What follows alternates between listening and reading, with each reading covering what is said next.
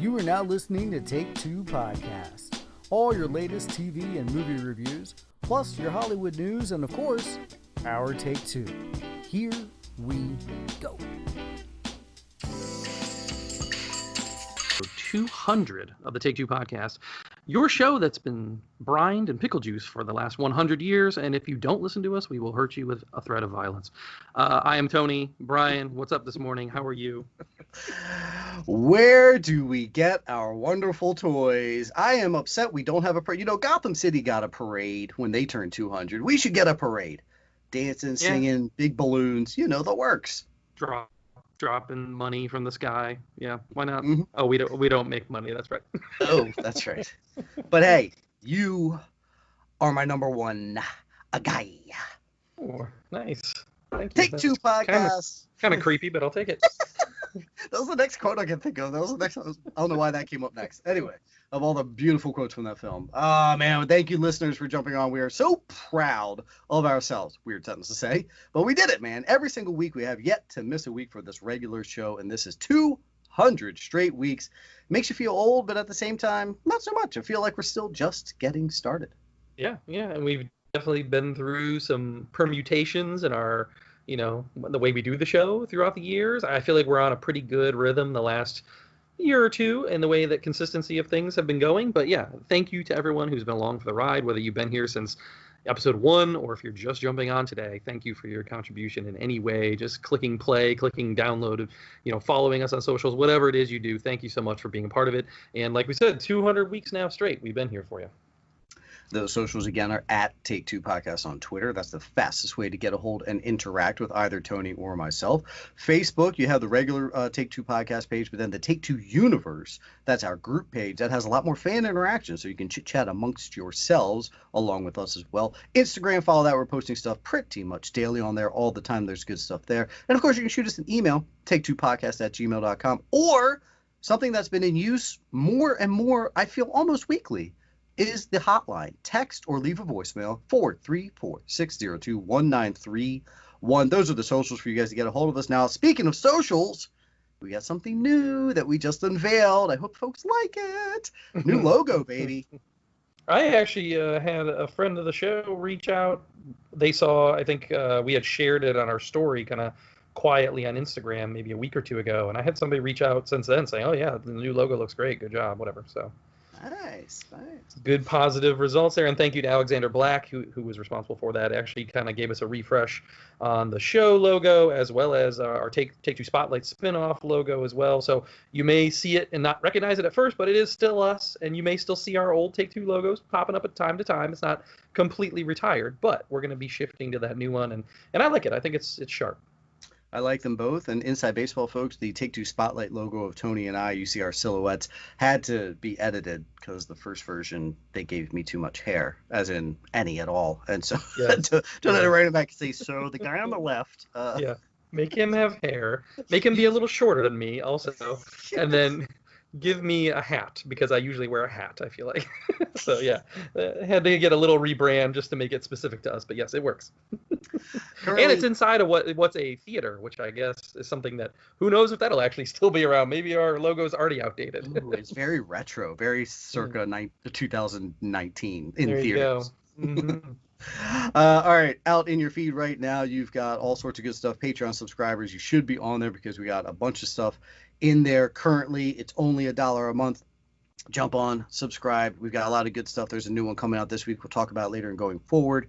Patreon.com, Take Two Podcast. You're going to find tons of great content. And like Tony always brings up, the best point is you get all the previous content that's on there. So you're welcome to go back and binge through all that good stuff. Personal stuff is in there, and top 5 lists and things that we have going on. Right now we're in the middle of animated movies, our favorites. And we broke them down into 4 different groups, so you can do each episode at a time. Also, you have your Spotlight. And I'm trying to find the right word when we were promoting this. I don't want to say underrated, but more so maybe underappreciated, and that is Jamie Foxx. Jump on and listen to our episode about Jamie Foxx, and maybe you'll gain a new respect for the gentleman as an actor, a performer, and an overall incredibly talented guy. Yeah. We really deep dive into it in the episode. But yeah, he's done it all. He's everywhere. He does comedy, drama, singing, all that stuff. I mean, I think he is really a well-rounded performer, and people don't give him enough credit. Before we get started on the show, and folks, we have 7 reviews for you this week. They're going to be great. We've got American Pickle, Perry Mason, Tax Collector, Howard, Connected, Used to Go Here, She Dies tomorrow or tonight? When does she die? Tomorrow. Tomorrow. She Okay, dies so tomorrow. Yeah, she dies tomorrow. We got a bunch of reviews. We got some good Hollywood news, a lot of trailers actually to talk about, and the rest of our show, as you know. Tony, I want to throw you a curveball before we get started, though. You don't even know about this. Okay. Big announcement. I saved it for episode 200. Had to make other people be quiet to wait until now, but since this is a big moment for our show, I want to unveil this. This is a first time for all of you listeners. You're getting this before my own family members. You're getting this before close personal people. Tone, you're hearing it first, then you listeners are next. Come next February of 2021, we will have ourselves a brand new Take Two podcast listener because my wife is pregnant. We're having a baby. Nice, buddy. Nice. Very good. Very good. I'm very proud of both of you. Very happy, and I look forward to the extra download. So congratulations. Thank you very much. All right, with that, let's get rocking and rolling into our show. You ready for some poll results? Yeah, let's get into that. For some reason, I will say, first and foremost, I want to reach out and say our Facebook community let me down a little bit on the poll the last couple of weeks. I don't know if it's just because I need to shift it over to the Universe page, get a little more interaction on the Universe page. Regular Take Two podcast page, no one's interacting with these polls, so going to have to step that up next week, Facebook community. But anyways, the poll this week was driven by our American Pickle review, and I just asked the question, what's your favorite dual performance in a comedy movie? So I was trying to narrow the field. I know there's a lot more movies that have dual performances, but I wanted to try and contain it to comedy and get a couple, distinct ones in there. So my options I gave were Michael J. Fox in the Back to the Future franchise, Eddie Murphy in Nutty Professor, Mike Myers in the Austin Powers series, and Peter Sellers from Dr. Strangelove. Just kind of throwing a little love to something older. Nice. I try to mix it up, some 80s, some 90s, some old stuff, whatever. So the big winner, of course, was Michael Myers with, not Michael Myers, but Mike Myers with almost 50% of the vote. Is 47% of the vote on Twitter. Also got a shout out from Chris over on Instagram. He loves the Dr. Evil and I think he said "yeah, baby" in his quote baby. There. So he loves the Austin Powers, as do most people from our age. So that doesn't make, that makes sense. That tracks that. I think that was the winner for our age group. But Peter Sellers came in with 23%. I was very happy to see that he got a lot of support there. So very good performance, very good movie. If you've never seen it, go back and check out Dr. Strangelove for sure. We also got some comments about what I did not include, of course. Odd Dad Out started the argument about Coming to America and said, Coming to America was the better choice for Eddie Murphy. I knew that was going to happen. I knew we'd be kind of, arguing that point. I thought Nutty Professor, he just had more roles to fill, and that's why I chose that one. But you can obviously make that argument that Coming to America was great, and kind of the first one to do it for him, whatever. And also, of course, great performance. But as I always say, I'm limited to 4 choices on Twitter, so whatever. Yeah. And then we got into it with Shy over Parent Trap. He put up Haley Mills, Parent Trap, which we both kind of responded like, I think you said, "How old are you?" and I put up the Lindsay Lohan version of Parent Trap to send back to him as well. So maybe some people love the Parent Trap, but I personally think the 4 options we gave are much better than Parent Trap. Sure. And over on Instagram as well, we did have another listener chime in with the Coming to America. I think that was Katz actually, who said Coming to America, joining in that argument. So maybe I made the wrong choice there, but fun little discussion. And like I said, we could have easily expanded it to all movies, but then that would have been a lot more, performances. We could have had like Sam Rockwell in there from Moon, a couple other people I was thinking of. True. That give some great multiple performances, but I wanted to narrow it down to comedy, so it was fun. And I, at the time when he did that, I wasn't sure if American Pickle even was a comedy either from some of the stuff we had read, and we're going to get into that during our review. So.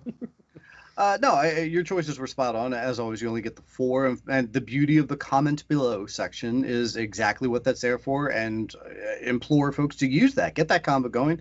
I'm glad Odd Dad Out, right? Wrote that. Fully disagree. Listen, the Coming to America performances are phenomenal. Not taking away, but what he did in Nutty Professor was just head and shoulders above it, and just so many other characters and multiple. I agree with your pick there. I thought it's interesting that Myers won by so much, and also the fun fact I tried to throw out there too was that Dr. Evil was written for Jim Carrey, and then there were scheduling differences right towards the end, and then Myers was like, "Well, F it, I'll just step in and I'll do it," and then look what happened. Now it's his most well-known. Which is interesting because I think it's better the way it is. I like him playing the dual roles. I Yeah. really do. Oh yeah, 100%. And And I really hope we believe get in that part 4, baby. Yeah, you and I were talking. He needs a part 4 because he hasn't done anything in quite some time. But anyway, good poll, man. That was a good one. I'm glad when the conversation gets going. And folks, do not be afraid to comment below. Get that convo rolling. That's what makes it fun. Yes. And like I said, Facebook, please start joining in. I see you guys are seeing it. I see some likes here or there, but you got to comment. Big brother sees you. Okay. That's right. We know you read it. All right, our first review comes in hot and heavy. This is going to be American Pickle. And I'm very curious to hear your thoughts. This week, I feel like more than any other week, I've really struggled with my thoughts on my reviews for the week. And then as the week has gone on, they've developed a little bit and changed a little bit possibly. So at first I watched American Pickle and then I was kind of like, okay, that was just a decent movie, whatever. I kind of forgettable. It is what it is. After a couple days thinking about it, I really got to give some props to Seth Rogen. I think this might be his best performance he's ever given. I really do. I think he really created 2 distinct characters here. When one of them wasn't him just laughing hysterically and smoking weed, which is a huge step for him. And I think this is really the evolution of Seth Rogen. And I think I started to see it in Long Shot last year with Charlize. Okay. I thought he was great in it, and I really liked that movie. And I just think he's maturing finally. I think he had a lot to say in this movie. And I think, like I said in our talking about the poll, I wasn't sure if this even was a comedy because it does skew somewhat dramatic and it has a lot that it's trying to say here. But I also think that's part of the problem with the movie is I think they aimed for too much social commentary, too much kind of differences in the generations, and all. They were trying to say and do too much with it, where it was a little bit of a mess overall. And the movie was just okay. I thought it had a really strong first act, and then it kind of just got a little messy for me, and it wasn't as great as it could have been. But I think there was a better film in here. It just wasn't on the screen for me. But again, like I said, I'll give Seth Rogen all the props in the world. I think he did great with the dual roles. He really did create different characters and show some maturity here. And I hope that this continues his path. I actually have never seen Steve Jobs. That's one of the blind spots for me, and I heard he's really good in that as a somewhat, dramatic role there. So hopefully he continues and does more of these dramatic roles and matures, because I think he does have some acting ability there and can do it. Agreed. Pretty much all around. I have to say I'm glad I had to watch this in sessions. I started it, got about 25 minutes in, and then had to pause and come back to it just because of timing. Okay. And I'm glad I did that because I went into it thinking that we were headed for a drama. Like I was like, oh, here we go, Seth Rogen, give us something. Like I was hoping for that. Mm-hmm. And it obviously skews a little more cheesy comedy to lead off. And I was like, oh, okay. But since I was able to kind of step back and be like, all right, let me start over again and go back into it knowing that it's not just a straight drama, that helped.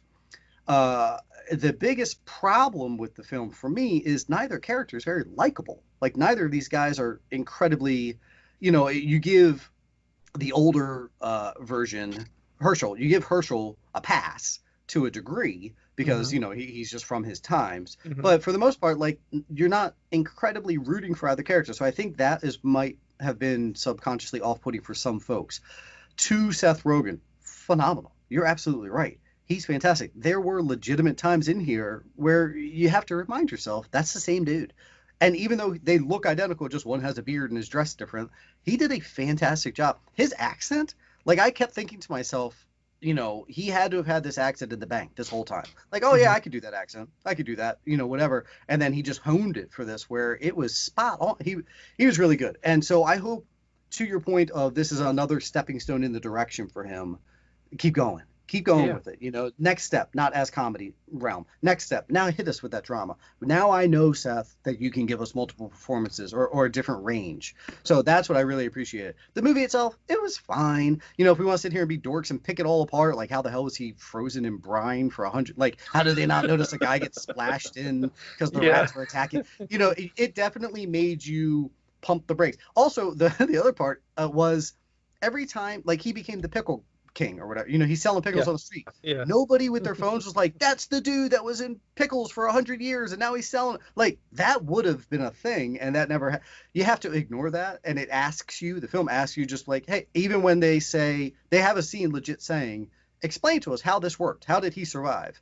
and they don't tell you, but then the reporter's like, oh, that makes sense. That makes sense. Yeah. I think that was just them trying to breeze over it real quick and, exactly, like you said, stay with the comedy route, and that was my thing with it, is it didn't know what it wanted to be, because it did have those emotional, dramatic moments, I think, in there where, even the way it ended was very, like, kind of quiet and meaningful ending. And I was like, wow, okay, he really had something to say here. And there was a lot of, like, religious commentary in there. And I think it comes from maybe Seth Rogen's even his own personal struggles probably with religion himself. And that's probably what inspired some of that. And I was impressed with some of that. But like I said, if you're going into it thinking you're going to get a straight drama, you're not. And if you're thinking you're going to get a straight comedy, you're not. So it's definitely a mix of both. And it walked that tightrope, but it just wasn't great for it. I think there's a better movie to be had here. It just didn't happen. But yeah, I think that my biggest problem with the movie, like you said, they're unlikable. For me, it was just that the rivalry portion of the movie, I didn't see that kind of coming with the story, and I didn't like it. Like that idea of them kind of going back and forth, it just didn't work for me. Like, I really liked the first part of the movie, and I liked the very end of the movie when they finally kind of reconcile to some extent. But that middle part it didn't work for me. Yeah, I kept thinking, I was like, dude, this is your great grandfather. Like, you know, and he came back in time. Like, why aren't you bending over backwards for this? Like, I'm with you. But you're right. A little comedy, a little just, you get the boop and the bop. You get boop bop. That's right. Right. It was good. And I actually talked to Shai a little bit on the side about it. And he said that they're going to definitely delve into it, especially with the religion aspect of it, and the older, gentleman with his Jewish roots and all the stuff that they bring up. And yeah, it's an interesting movie there. And like I said, there's a lot of layers there. I think there was definitely some kind of media stuff to talk about, and even maybe some allusions to Trump, I felt like, in a way, at one point where Seth Rogen is on stage kind of debating and talking about becoming a politician and all that stuff. I definitely felt like that was inspired. Yeah, I think that was inspired by our current, administration for sure. So, like I said, I think this aimed for the fences, had some high things they wanted to say, but it just didn't quite work in the package it was in. But hey, valiant effort, Seth Rogen, and great job. So if you want to check out American Pickle, we give it kind of a, it's okay, it's decent, and it's on HBO. So if you got HBO Max, it's there for you. Speaking of HBO, there's another something that's on there that I'm pretty sure is going to get a high rating from both of us, and that is Perry Mason. Yeah, just wrapped last night. I actually stayed up extra late just to watch the last episode so we could talk about it today. This was the 8-episode miniseries starring Matthew Rhys, Shea Whigham, Juliet Rylance, John Lithgow, Stephen Root, among others, Robert Patrick, Chris Clark. I really loved this show from the very beginning. I actually wish that I'd kind of waited to binge it and just watch all of it, like, in a straight run, because sometimes I would watch an episode and be like, damn, that was so good, I want the next episode right now. But sadly they give us week by week, and this is from Tim Van Patten, who created Boardwalk Empire as well. He directed our first 3 episodes here and the last 2 episodes, so was interesting. He kind of took a break in the middle, let somebody else direct. But it does have a lot of the same feel to that series, I feel like, Boardwalk Empire, which I loved on HBO years ago as well. This was produced by the Downey family, Robert Downey. Robert Downey was actually originally slated to star in this. Did you know that?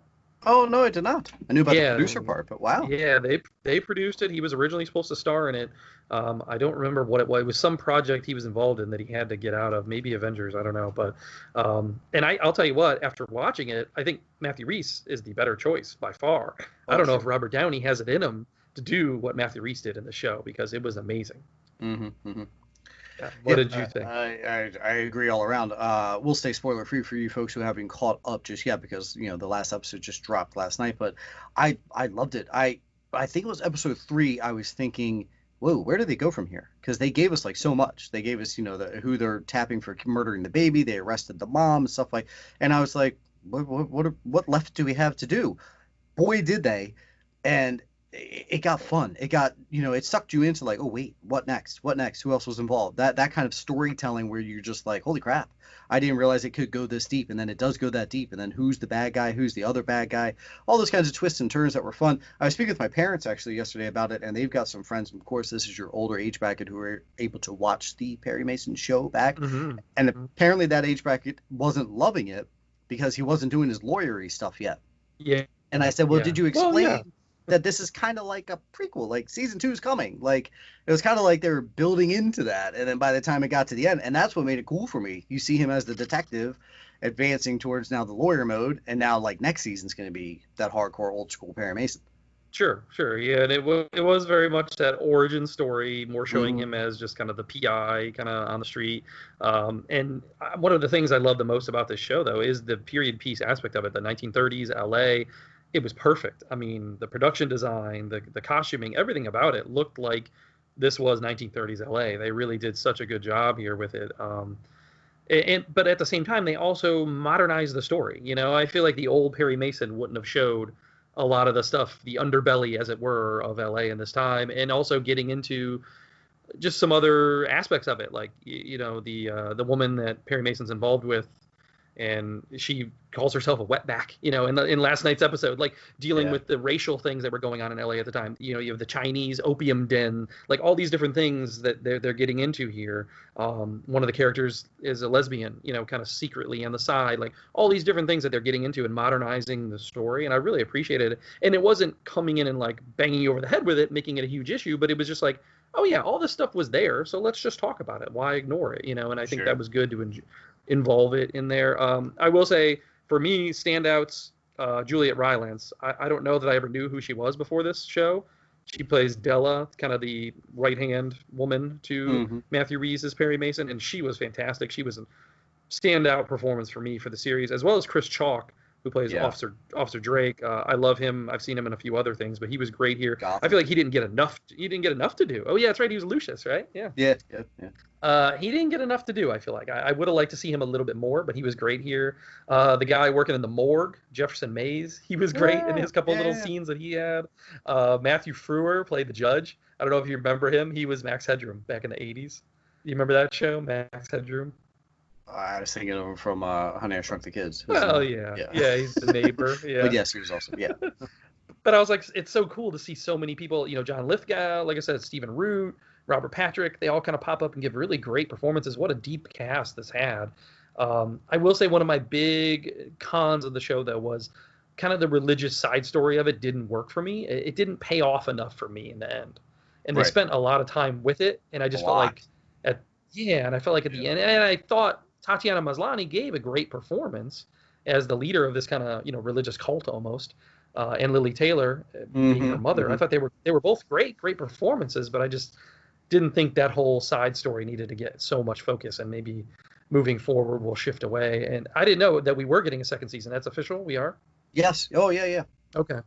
I thought it was just a one-off kind of miniseries. So that's cool. I'm interested to see where they go, and if it's just a completely different, story, and we don't focus on that aspect of it as much, because, I mean, I don't want to spoil the way that they ended it, but I will say I was a little let down with the season finale episode, though. What about you? What did you think about the season finale? Agreed.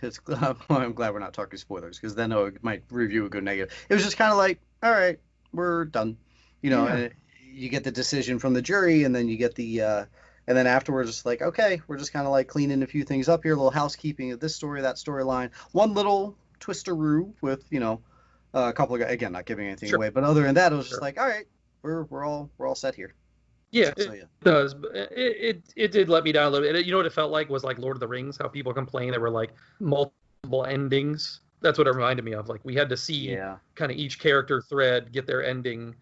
That's why I was wondering if we were even getting a season 2, because they really did seem like they kind of tied it up pretty neatly. I mean, you get Matthew Rhys moving on and continuing to be the Perry Mason we expect, being a lawyer and all that. But it's like it very well could have ended here and been done for me. But overall, great series, great pilot. Almost every episode had a really great moment where, like I said, it just made you want to keep going every episode, keep going, and great performances. I expect to see this really nominated for a lot of Emmys once it's eligible. I also want to shout out the score. I thought Terrence Blanchard did a great job with the score. I love his work with Spike Lee. Usually he works pretty much exclusively with Spike Lee, so I was impressed to see him show up here, and it really did fit that 1930s LA, sound. Agreed all around, brother. So overall, we give Perry Mason a very positive review. It's on HBO. You can check that out right now, folks, and you can binge the whole thing. And I agree with your suggestion to do so at this point, to try and binge it, because it will play a little bit better and a little more quickly for you. Now, before we move on to the next one, is suicide by gas the worst way to go? Like, I just feel like that would never be a thought to me. Like, oh, let me just crank the gas and take a nap and be done. Yeah, that weird thing. I don't know. I've never understood that. But one more thing before we move on, I did see in the news that the series overall actually had better ratings than Watchmen and Outsider. So huge hit for HBO, and what a run HBO has had with those 3 series so far this year. If you haven't watched any of those, all 3 of those series give big thumbs up from us. So you got a lot of stuff to watch on HBO right now that's high quality. Valid all around. Okay, you watched something that I did not get a chance to, so tell me about The Tax Collector. Oh man, okay. I didn't realize till now that you sent me down this road early in the show, because we were on such a nice high. We were on a high note. Both those reviews were pretty positive. I watched The Tax Collector, and we talked about this a couple weeks ago in our trailer talk section, where Shia LaBeouf shows up and he's got, his chest tat and all that stuff, which we were talking about on the show, how he really got for the movie, which is ridiculous. This is the new movie from David Ayer. It takes place in LA, and it's basically the story of some rival gangs, and Shia LaBeouf plays kind of the muscle man for this one gang as they go around and get their collections from the different businesses and stuff. We need our cut of your business and blah, blah, blah for your protection, all that stuff. So he's kind of the heavy. This movie sucks really badly. David Ayer is one of those directors I just feel like is feast or famine. Like I either really like what he does or I really hate it. He wrote Training Day. He did End of Watch. I like those quite a bit. But then he gives you stuff like Suicide Squad. He gives you stuff like this. This movie sucked, man. So Shia's character is called Creeper. He has like cauliflower ears too in the movie. I don't know. That looked like they were prosthetics. I guess just trying to build up who his character is. Like I said, he's covered in the tats, which apparently some of it is real. Ridiculous. I don't even really believe. Would this guy be intimidating as the muscle for a drug cartel? I don't know. He plays creepy, but he looks like a scrawny little bitch, to be honest. Like, besides him having guns, okay, he's just a scrawny dude. Like, whatever.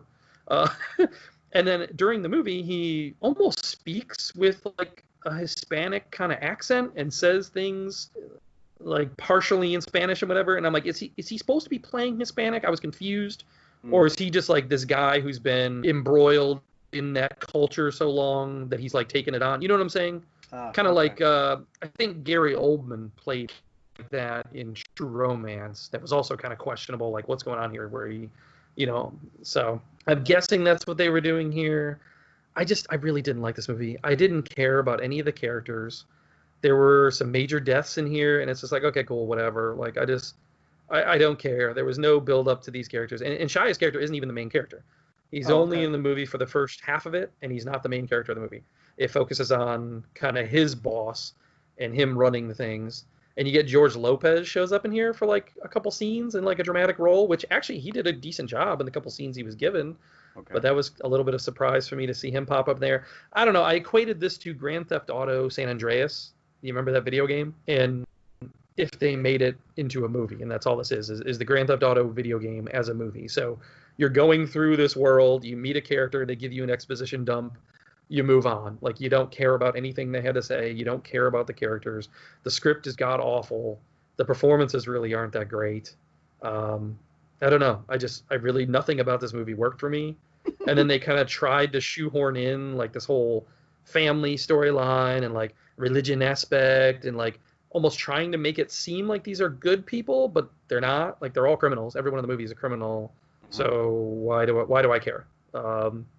So don't watch this movie. It sucks. Tax Collector. I don't know. I feel like I had a little bit of like higher hopes going into it somewhat, because I was like, okay, cool. Like Shia doing something different here. He's been on a little bit of a high lately with Peanut Butter Falcon and Honey Boy, whatever. So I thought maybe I was gonna get something good here, but I was really let down, man. All right, so then let me see if we can bring us right on back up, and that is I got to watch a documentary out on Disney Plus right now called Howard. Yeah, I was mad I didn't have time for this one. I saw it just drop. Tell me about it. Sir, you need to watch it because it was good. This is the Howard Ashman story, all about the lyricist who wrote so many songs that you folks know. You might not even know about it. He did a lot of Broadway work. He did Little Shop of Horrors. He did then Beauty and the Beast and Little Mermaid and Aladdin and a bunch of songs. He and Alan Menken became partners, and you know their music quite well without knowing their name. The movie's good. It goes from his birth all the way up until it was like a spotlight all on the guy. He did his birth until now. He was born and raised in Baltimore, right up the street. I know the exact road that he was raised on. He and his sister, mom and dad, they stayed together though, so that's not spotlight-esque. We can't do it on. They didn't divorce.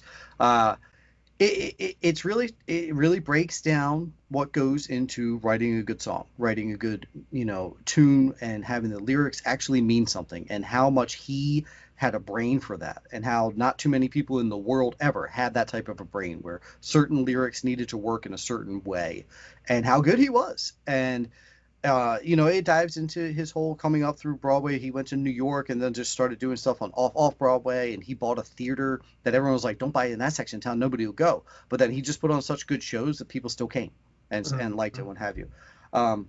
Talks about his love life a lot, obviously. A gentleman that he was friends with from birth. They then became partners and then lovers, and then that guy was too wild. He's like, I'm in my 20s, I'm not trying to live past age 30, and he succeeded in going out and just living the wild life. And then it also then gets into him contracting AIDS and then hiding it and hiding his sexuality, especially when he got hired by Disney, because he was like, well, I can't let them know that I'm gay, let alone that I had AIDS. And then how did they deal with that? And then very few people knew, so they had to change how things were going on. So they pretended that he was a diva to make people come to him, but really it was just that he was so sick he couldn't leave the house. So all these people in the industry are like, oh, Howard Ashman, what a diva, what a whatever. We have to go to him. He has an Oscar. But really, it was just because he was sick. And I thought that was crazy. So watch it. I don't want to give too much stuff away. Watch it. It is good. It does dive deep into, there are theories, and people think that a lot of his lyrics more play to his life than i.e., Little Mermaid, a part of your world. Gay people weren't accepted still to this day. Not I just want to be part of your world. Like some of that references that. Sure. The mob song in Beauty and the Beast, when they're going after the beast and kill the beast, kill what we are afraid of, kill what we don't know. Sure. Same thing, same deal. So a lot of stuff like that, it kind of hits home, and you're like, wow, that's, when you think of it like that, it's really wild. It's really crazy. So good stuff. A lot of, filmmaking, more music. You, sir, as a big soundtrack guy, and score guy, you would really get into some of the parts when they do that, how he hired certain actresses versus actors. And, he didn't want a singer who could act. He always wanted an actor who could sing in all of his performances, which a lot of people respected him more so for. It was good. I enjoyed it. It's only an hour and 30 minutes. You knock it out real quick, and kept my attention the entire time. So Howard is on Disney Plus. I highly recommend it. Nice. Yeah, like I said, I saw, I don't know why I didn't mention it, and going forward, I totally missed that it was even coming, and then I saw it on the banner for the Disney Plus app. We were playing around with it Saturday morning, and I just didn't have time to watch it, and I definitely do want to get around to it. It reminded me of the movie they put out about 10 years ago called The Boys, which is all about the Sherman Brothers story. Okay. And the guys that wrote for Mary Poppins, they were brothers that were contracted for Disney and wrote a bunch of hits back then with Mary Poppins and whatnot. So, yeah, and I like that. And I like that kind of look into the process of the songwriting and all that. And like you said, a lot of times they do have kind of dual meanings, and people, don't pick up on it or don't want to admit that it's there, and there's always backstory to it, and I like that. So I'll definitely check that out. Yeah. Very cool. Okay, up next is you, sir. You got to catch another one. All right, hopefully you bring us kind of stay high, stay up here. So tell me about She Dies Tomorrow. All right, now this is another one that I saw a trailer for a couple weeks ago, and I don't think I brought it up on Trailer Talk. I think I saw it kind of after we recorded, but it had been out for a few days and then just didn't talk about it the next week, whatever.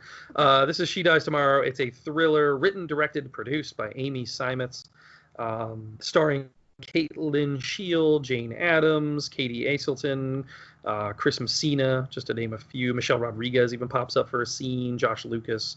This is another one that I've had a hard time with all week. I've continued to think about this movie, and I don't know where I am on it still, because I thought this was an okay movie. Basically what the plot is this: you start off with one woman, and she's struggling at home by herself, and she's kind of dealing with depression, anxiety, things like that. She calls this friend of hers and tells her, I think I'm dying. I think I'm going to die tomorrow. Like I think this is what's happening. And it almost reminds me of the horror film It Follows, where then once she tells this person her story and that she thinks she's dying, now that person also kind of goes along with that thinking and like gets that thought process in her head. and then she moves on with her life, and she's meeting with other people, and she's like, all right, I think I'm dying. I think I'm gonna die tomorrow, whatever. And as it goes, it kind of like, it's like a game of telephone. Every person that they talk to and pass it on to, then that person kind of encounters that and gets that feeling. So it's very interesting. It's an interesting concept. I think it is supposed to be kind of a discussion about depression and anxiety and things like that, but played up to feel like a horror thriller, but it never really goes full on like horror thriller. It's more just psychological. It is beautifully shot. I'll give her that. And there's some decent little performances in here. Caitlin Shale and Jane Addams both give pretty good performances here. I just didn't love the movie. I don't know. I don't know how I feel about it, to be honest. It's very weird, a very weird watch. I didn't know. After I watched it, I was like, what did I just watch? I don't even know how to like talk about that to anybody. And I want somebody else who's watched it to discuss it with me, because I'm guessing that's what I was supposed to get out of it, but I just didn't love the movie. The experience of watching it wasn't great for me. Like I said, I'll give some shout out to the process of the filmmaking and the performances, but overall I just thought it missed its mark on what it was trying to do. And I guess it was trying to be a thriller talking about depression and anxiety. So maybe if you deal with that stuff yourself, then you'll be able to identify to some extent watching it, but it didn't really work for me. So I don't know. Darn it. Yeah. All right. Well, good segue into something that I watched over on Netflix. You talk about those people kind of like connecting towards each other and affecting each other a little bit. I watched Connected, The Hidden Science of Everything on Netflix. I'm going to preface this by you have to nerd out on this documentary, because there are some very nerdy moments. Like the nerdy moments that are cool. You're like, wow, that's cool. Wow, did I just say that? Because that was really nerdy. Like that. But it's good. The kind of things that are in here. And let me explain. 6 episodes. This guy, Latif Nasser, is the host. And he goes around trying to break down certain myths or certain sciences that we have within ourselves and within the entire world, and things that happen. There's an episode all about surveillance and how our surveillance technology uses different facial recognition to find things, and how does that work? How do all the algorithms to all these apps work, and how watched are you? Trust me, if you watch this episode, it's going to be like Black Mirror, where you're like, I think I'm going to log off of Facebook right now because that's awkward. It legit hits some of that. One girl was on, I think it was Tinder. I'm forgetting which app. We'll go with Tinder. And then she somehow found out how much of info Tinder has on her just by her like logging in. And it's like so much crap just from your Tinder profile, even though you didn't enter that, like your job and your salary and like weird stuff. You're like, why does this app know all these things about me? They should not know that. It also goes to a farm where people were trying to raise and breed pigs efficiently. And they developed a facial recognition for pigs to help them know which pig was performing a certain way. It sounds funny, but it's like, what? So they put a camera on the water feeder, so when the pig came up, it would get their face, recognize it, then they could track the pigs, because they didn't want to just tag them inhumanely in the ear every time. And so they developed this facial recognition for pigs. It was crazy. There's a whole episode devoted to poop and what your poop does, and how the nutrients in your poop then creates, nutrients for the environment and but more so than where it's just like, well, yeah, I get it, fertilizer. No, like your poop yourself that goes into a plant affects someone in Canada somehow because of where the poop goes. It's crazy. There's 6 episodes. I don't want to give them all away.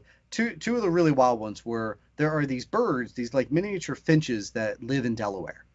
And this guy is just a bird watcher, and he was kind of like watching a bird watcher that watches a good one.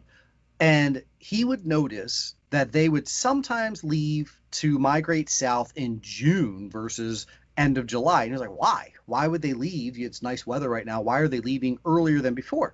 So he went back and studied the patterns. Whenever they left in June versus July, we would get really bad hurricanes in August and September. And it's like, obviously, like, how do these birds in Delaware know that we're going to get bad hurricanes? And somehow they know, but based on the wind that's coming, the reason they do it is because they need to fly across the Gulf of Mexico and get across that airspace down south to South America, where they migrate for the winter earlier. And if they're crossing a bad hurricane, then they would obviously die. The hurricane would be too much for them because they're tiny. But how the hell did they know to leave in June versus leaving at the end of July? Like, that's the crazy part. The other one is In the Sahara, there are dried up lakes in the desert, and there are fossils there. And the wind is so bad, obviously, we know this in the desert, that it grinds down the fossils, which creates a dust. That dust gets so finite that it then carries in the wind. It carries from the Sahara across the ocean over to like the Gulf of Mexico, or it crosses over into the rainforest. And it like smothers the rainforest. It's really, how nerdy is this, man? I swear, you got to nerd out. It's amazing, yeah. No. It's like stuff that you're like, wow, that's so nerdy cool. So what it does, it then covers the entire rainforest, which would normally smother it. And ironically, the rainforest, the soil sucks. There are zero nutrients in the soil of the rainforest. That doesn't make sense, right? But the reason is because it rains so much, it washes away all the nutrients. But this dust from these fossils that came from the Sahara now cover the rainforest. Every single tree in the rainforest has this dust on it, and that replenishes the nutrients that are missed by getting washed away. So if it wasn't for the desert, we wouldn't have the rainforest. Yeah. Yeah, it's amazing. It's a whole like butterfly effect, right? Yeah, I mean, like yes. Things really do, contribute to other things that you don't even think about across the world, and that whole thing with, like you said, the birds and when they leave, like that's always been interesting to me how animals know like when weather changes and things like that are happening. Like that's crazy to me, and there needs to be more studies into that and figure out how we can harness that information. Yeah. I mean, this guy just needs to call, Doppler or whatever, like, hey, the birds left. It's June 3rd. You guys better prepare. Yeah. Batten down the hatches because in September. Connected, the hidden science of everything. Nerd out, folks. Really, just nerd out and watch it because it is. There are some very interesting, wild things. The guy asked the guy with the poop one. He was like, because it's in London where he goes for that, and he's like, so wait, so you can track the Queen's poop? And he was like, oh yeah, it comes from these pipes up here. Shows him on a map. And then he's like, and about this street, then that just merges in with the commoners' poops, and at that point, we don't know. It's wild, man. And the host is good. He brings a levity to the mundane of some of the episodes. You know what I mean? That they're talking about. He's how many episodes was it? 6. Okay. Is it family friendly? I can watch with the kids. Yeah. I'm not remembering any bad words. Yeah. Yeah, very scientific. I think that sounds like something my son would get into. We usually watch some science stuff and whatever together. So yeah, you may have sold me on that. I might have to check that out. All right, one more review to go. Wrap us up strong, brother. All right, this is I Used to Go Here. I don't really remember seeing anything about this movie. It just kind of popped up as like, hey, now available. And I was like, all right, I like the people involved. I like Gillian Jacobs. She was on Community. I was a big fan of hers. Jermaine Clement, I love from numerous things he's done. What We Do in the Shadows, Moana, etc. So I was like, all right, cool. I like both those people. This looks kind of fun. And this is the story of, like I said, Gillian Jacobs is the main character. She is now a writer, an author. Her book that is out now isn't really doing that well. She's recently gotten out of an engagement, so she's kind of going through a moment in her life where she's thinking about what path she's gone down and did she do the right thing in her life and whatever. So she goes back to her old college to do a speaking tour kind of thing about her book.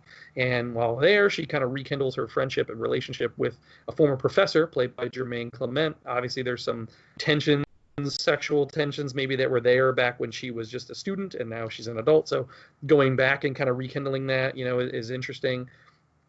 Overall, I thought this movie was decently funny. It had some nice little side characters that it builds in because as she's there spending some time on her old college campus, she falls in to make some new friends, like friends that are obviously 15 years younger than her, but she's, going back to her old house that she lived in, and then she makes friends with the people that live there, and she goes on these little adventures and gets to know them and gets involved in kind of their stories and whatever, and their stories also kind of intersect with this professor. So there's a lot of different things going on. It's an okay movie. It was decent. I probably wouldn't have sought this out if it didn't just kind of pop in my lap. I didn't know anything about it, and it was there, and it was decent. So whatever. Like I said, it's a middling review from me.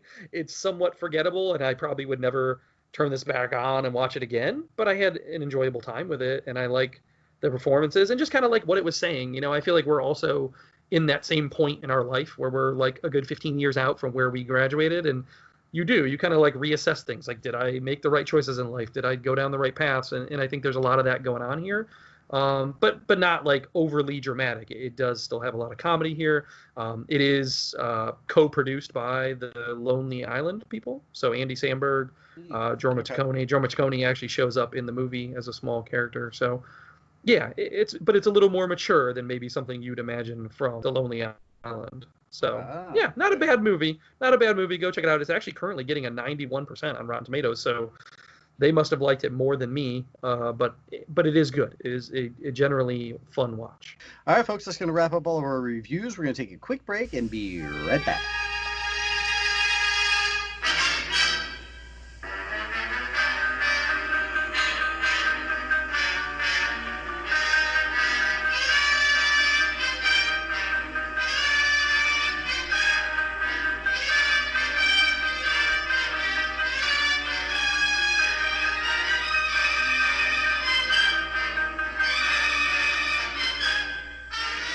Shout it, shout it, shout it out loud. You asked last week, buddy, for some things on socials for some folks. Hey, we got episode 200 coming up. We'd love to just hear from you guys. Just, chat about the show, whatever, anything you have to say. And the love was there, man. We heard from so many folks. I can't believe it. Like, it literally flattered. Literally, some of them were like, wow, I thank you so much for some of these people, for the kind words that they were saying, just for making it, doing this little thing that we do together. It can be stressful. It can be fun. It's mostly fun. But then when you find out that people actually like your stuff and actually listen to it and disagree with everything you say, you're welcome, everybody. It's awesome. I really enjoy it. Do you have a list over there of all the wonderful, nice things that were said this week? Sure. And yeah, just to kind of piggyback on what you were saying, I feel like, I don't know, for the first year or two that we were doing this, I feel like this wasn't there, like to this extent that we're getting it now, so I really appreciate that. I really appreciate getting people reaching out. We get a lot more interaction now than we ever did. And I feel like it's expanded more than just like our little inner circle, and it's gotten, people reaching across the country and whatnot. So it's good to feel that response from people. And we did get responses all over from our email, text, voicemail. So I love that. I love that we were getting people reaching out everywhere. One of the first ones was from Sam. Sam is a continual contributor to our superhero cinema, always liking everything we put up, all that stuff. He just wanted to reach out and say he's been a fan for a while, and thank you. You are the best podcast out there, was basically what he was saying. So thank you, Sam, a longtime listener, and like I said, always contributing. Alex, who designed our logo, reached out as well, and he just wanted to congratulate us on what he called a massive milestone. And he really likes likes our thing. Keep doing your thing. Really likes what we do over here. So he just wanted to reach out and tell us that. That was good. As well as Chris, our good buddy Chris, always also reaching out on the socials to us. He sent a message and said, thanks for the amazing 4 years of your podcast. We're not quite to 4 years yet, but thank you, Chris. He said that he started listening since basically the beginning, and it's been one of his favorite podcasts since. He looks forward to all of our weekly reviews, movie news, mixed with great conversation and comedic relief, and he hopes we have another 4 years. So thank you, Chris, for that. We're almost there. Hopefully we make it 4 years. And it was funny because I reached out to him and I said, I hope that, we wanted to do a celebration, like a get-together. We did a great one, with our first anniversary. Had a lot of people come out. So we want to get back to that and do that again. But due to the way things are now, it's not really pertinent at this time. So maybe in the spring we'll do another one. So keep your calendars open for spring. If the world is a little bit better, we'll try and get a fan get-together. And then lastly, Chris trying Brayton, to get that Zoom buddy. call. Yeah. That's right. I forgot about that. Yeah. Chris Brayton, formerly from the More Gooder Than podcast, now from the I Like to Like Things podcast. He's all the way over in California, reached out to us, said congrats on 200, but he had a question for us. And he wants to know what our favorite dinosaur is and why. And if you can talk in a Goldblum voice, you get extra points. So... So what do you have for Chris there? You got anything? Did you practice in the mirror? I did not. Your Goldblum. I did not. Goldblum. As a child, I would say a Brontosaurus was my favorite dinosaur. But then after Jurassic Park, I thought, well, the T-Rex finds a way. So maybe the T-Rex might be my favorite after the Brontosaurus. That was terrible. That was really bad. Yeah, I agree. I agree with all those things. It was terrible, as well as mine is also bad. And I concur. I like the T-Rex, but I still want to know how he does push-ups. So, yeah. Yeah, I totally forgot that he asked that, and I did not practice, and I did not have a response ready. So that's all you get, Chris. Hopefully you enjoy. I will say, if you gotta jump on Chris, for my money, one of the best laughs, most infectious laughs of anyone I've ever heard. Yeah. His laugh on shows, man. When he laughs, you just can't help but laugh. He just is like one of those guys. He has that laugh that you're just like, man, I want to be buddies with him. Well, and he's like one of the coolest dudes and just like a really nice guy. And he's a stay-at-home dad for all intents and purposes.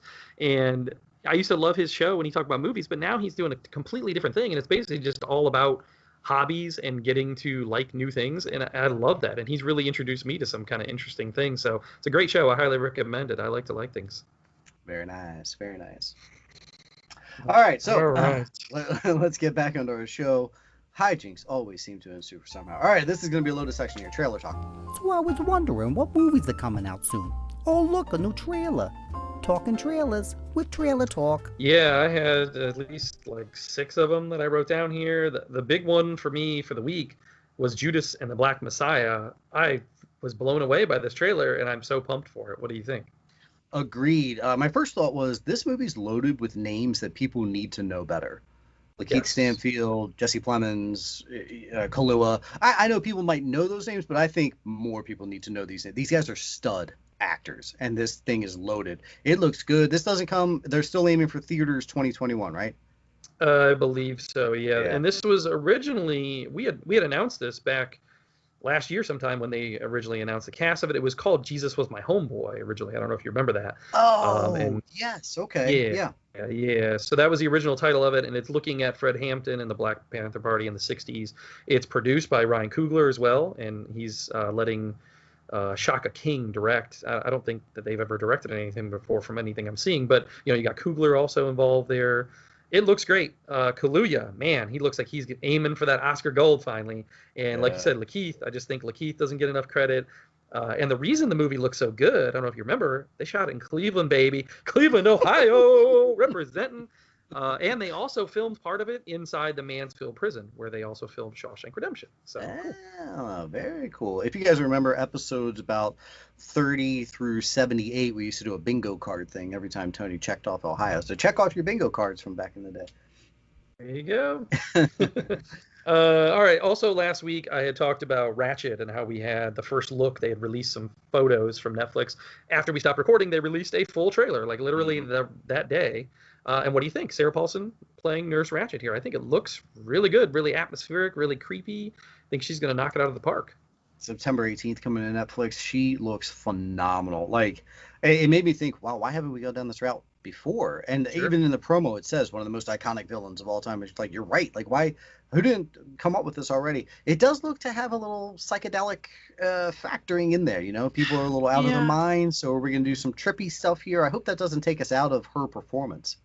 Well, it reminds me of kind of what Ryan Murphy does with American Horror Story. Each season is very stylized in its certain way, and I think that's what he's trying to do here is make it look very stylized. So I like his work for the most part. I love American Horror Story. Really, all the seasons I've found, some better than others, but I really do like his work there. So I'm looking forward to it, and it makes me want to rewatch One Flew Over the Cuckoo's Nest because I haven't seen that movie in probably 20 years. So maybe I'll have to rewatch it. I'm kind of hoping that they don't lead it right into that, though. Like, I don't want to introduce Jack Nicholson's character and then that's like the finale of the season or something like that. Like, I hope they don't do that. I hope they just more focus on her and that's it. So, but looks good. Another thing that I thought looked really good this week was the trailer for Raised by Wolves coming to HBO Max September 3rd. I felt like I didn't even know anything about this, and this is from Ridley Scott. He's executive producing it. This looks wild. Sci-fi to the nth degree. Craziness. Comes out that Labor Day weekend on the September 3rd. Like, I think you just said those words. I heard you say them, I swear. I don't know, man. It might be too sci-fi for me. I want to watch it, but it looks like a trip. It does. I don't really recognize anybody involved in it, which can be a good thing or a bad thing. We'll have to see. I know he directed at least the pilot episode, and I think it's going to be like 10 episodes, if I remember right, reading that somewhere. Yeah. So we'll see, man. It looks interesting. I guess this was announced back in 2018 that it was going to go to TNT. So we'll see. We'll see what happens here. But I like Ridley Scott's work for the most part, especially in the sci-fi realm. some of his later Alien movies were a little off for me, but Yeah. hopefully this pays off. Well, I'm glad it's on HBO and not TNT. No disrespect to the Tint people, but Sure. you could get more out of an HBO series. Now, I sent you one last night that I just saw called The Owners. Did you get a chance to watch The Owners? I did. Also, Labor Day weekend. This is our show. Labor Day weekend is gonna be loaded, like last week's, just absolutely loaded. We might not have enough time to watch all the stuff comes out that weekend. Sure. Yeah. I was gonna say if we actually get a chance to watch it, yeah, it will be loaded. Yeah. What did you think about this, though? Maisie Williams, kind of horror thriller. It's actually based on a graphic novel. Looked kind of cool. Looked like a good twist on, the home invasion kind of story. Yeah, I would say like the first minute of the trailer, I was hooked, and then it looks like it just made me worried, like how much extra storyline are they going to try and toss in here? Because you're right, that basic home invasion, a little take on it, it looked good, and I think Maisie Williams is one of the Thrones people I've been waiting for her to give us another. I felt her like, when she grows up a little bit, she has the chops to give us some better acting performances. Yeah. And maybe this is her first stepping stone towards that. Yeah, maybe maybe one day we'll actually see New Mutants. Another one I saw, I don't know if you had a chance to check it out, was Critical Thinking, and this is directed by and starring John Leguizamo, and it looks like one of your, inspiring, based on a true story kind of movies about this guy teaching kind of inner city kids how to play chess or whatever. Did you get a chance to watch this? Directorial debut for Legs. Yes, yeah. I did, and it looked good. It looked like a story that maybe we've seen before. He's just the coach of the chess team, and I love the line that they put in there. You get $400 towards football pads every year, but you can't fund our chess team to go to a tournament. So it's probably going to be that route. Probably have some heart to it. I'm in, and it comes out September 4th. Yeah, I also like Michael K. Williams. It shows up in the trailer very briefly. I like him. He's a great actor. So, and it's currently getting an 89% on Rotten Tomatoes. So, out of the few people who've been able to see it, critics or whatever, it is getting good reviews. So, lovely. Lastly, for me, that I saw was I'm thinking of ending things, and this is coming to Netflix. What did you think about this one? It looks weird. I like Toni Collette. I like Jesse Plemons again. Are in this. Like it opened. I want to watch it to see what the crap is going on, because I don't know what the crap is going on. Is it the girl is visiting the boys' in-laws? Yeah. Or the boys' parents? Yeah. Yeah. And I mean, this is from Charlie Kaufman, the mind of Charlie Kaufman, who gave us Being John Malkovich, Adaptation, Eternal Sunshine. So I love all those movies, and I think he usually brings some interesting stuff. This does look a little more like horror-oriented than usual for him, so I was interested in that. Yeah, it looks cool. A little long. 2 hour, 14-minute runtime. Coming to Netflix on what day? September 4th. September 4th. Yeah, but great performances around here. It looks like I wouldn't doubt, maybe Toni Collette can get some love here finally. That would be nice. That'd be fine by me. Yeah, that might be the one that weekend of the 12 things that I miss out on. Sorry. Yes. Yeah, so I mean, the log line for it is that she goes on a road trip with her boyfriend to visit the family. She's already having second thoughts about their relationship, and then they get trapped at the farm during a snowstorm. So yeah, and then hilarity ensues, of course. So yeah. I'm happy. I really think Netflix is shaping to have such a good fall that I'm marking it right now. Netflix will win Best Picture this year. Whoa! Maybe not for this movie. I'm not saying for this movie, but I'm saying they are really shaping up to have the best run at the Oscars this year, especially because of the state of the world and the way we're in, and then all these movies that they're bringing between this one. We already had The Five Bloods. We've got Mank still to come. We've got Trial of Chicago 7. All these big movies that are going to be Oscar players. I really think this is the year that they can finally break through. It'll be Woman in the Window. All right, what else did you see? You had a couple other things that you saw, right? I had two other ones. Well, we got season 2 of The Boys, just a kind of more of an extended, more of a fleshed out trailer. Nothing new here. Just kind of gave us a little more. We're going more into what's his name, Carl Urban's character. I think he's going to be leading the pack, and they might be rounding up other superpowered folks to now fight. The more suit. Now did you read the book? I read up to a certain point the graphic novels because I read the collections, and they put out more than I got through, but it was a good story, and it gets very graphic, very involved. So I'm interested to see how many seasons they go and how far down that storyline they go. But I'm in for The Boys. I've actually tried to not watch any more trailers for it. I saw the one that was just like, a lot of flashes of stuff, and I was Mhm. like, all right, cool. Like I'm in enough. You don't really need to sell me any harder. Yeah, this doesn't point you in either direction. I thought it was good. It was like, all right, cool, I'm already in, and especially because it's releasing right around the corner on September 4th. September 4th. Yeah, but like I told you, they changed the release, so I think we are getting maybe a couple episodes up front, like 2 or Okay. 3, but then it's gonna be weekly after that. I think is the way that they're doing it. So that's good. It'll be easier, so we don't have to binge it all in one weekend. It'll give me more time to watch. I'm thinking ending things. Nice. There Okay. you go. There you go. Last one for me is I saw the trailer for Phineas and Ferb. Candace goes. Oh against- yeah. so Okay. This Yeah. is actually August 28th, so we get this one earlier. I mean, it looks like an extended episode of Phineas and Ferb, which I'm all in on. It's fine by me. Sure. Okay. Yeah, I saw. See, I didn't see the trailer. I saw that they had released like a music video or something that I saw where it's just Candace like singing and riding a bike or something, and I was like, oh, cool. Like I'm in already. I love Phineas and Ferb, so I'm gonna watch it. And my kids are excited for it, so we will definitely have a review of that the week that comes out. Cool. I love Candace Phineas and Ferb. against the universe is what it's called. Phineas and Ferb was the first of the cartoons that my daughter was watching, so I'd watch them with her, whatever. Sure. But it was the first one that I caught myself watching without her. Oh, when she yeah. was young. No, it is. It's a very smartly written show. It has a lot of great songs. It's a very funny show. People need to give it a chance. That wraps up our trailer talk. On to a podcast recommendation. What do you want to do? Well, what do you recommend? I want to talk about podcasts. What do you recommend I do? What do you suggest? A lot of night games. I recommend you stop being such a... And now it's time for another podcast recommendation from Take Two Podcast. All right, quick PodRec for the week. One of my favorite bands is Carbon Leaf. They're based out of Virginia here. They're an Irish rock band. I've loved them for quite a long time. If you haven't heard them, folks, give them a listen. Carbon Leaf. They're out there, and their drummer's name is Jesse Humphrey. He just started a new podcast called After the Gig. He talks music, he talks life, he talks just kind of everyday stuff, kind of like You Like to Like Things. It's very similar, just lots of random topics, but it is musically centric, so he has guests on that are musically based. He's actually only had the lead singer of Carbon Leaf on the one time, so it's not all about the band. It's more so about everyday things. He just became a father, so he talks about that. It's just kind of a lot of off-the-cuff things, but, has that centric where he's the drummer of a band, talks about touring, kind of cool stuff like that. So After the Gig, hosted by Jesse Humphrey, that is our PodRec for the week. Cool. Sounds good. May have to check it out. Hopping on to our casting couch. Welcome to the Take Two Casting Couch. Sit back and get comfortable.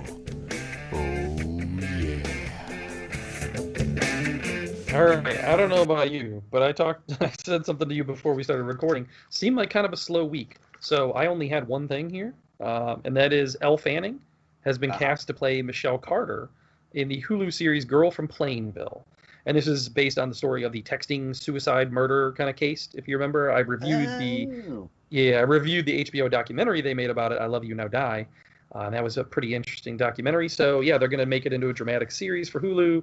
So Elle Fanning cast as the lead. I think that's a good job. Good casting there. Should be an interesting series. Very nice, very nice. The most recent iTunes review we have states, I don't know how these guys get their info when they do. They're always on top of things and even earlier. Something to that. I'm paraphrasing, if you recall. Now, folks, we haven't gotten a review since April 30th. You're welcome to change that. 5-star rating review would be lovely. We'll take them. With that, though, I swear to you, brother, we've talked about Tom Hanks being cast as Geppetto before.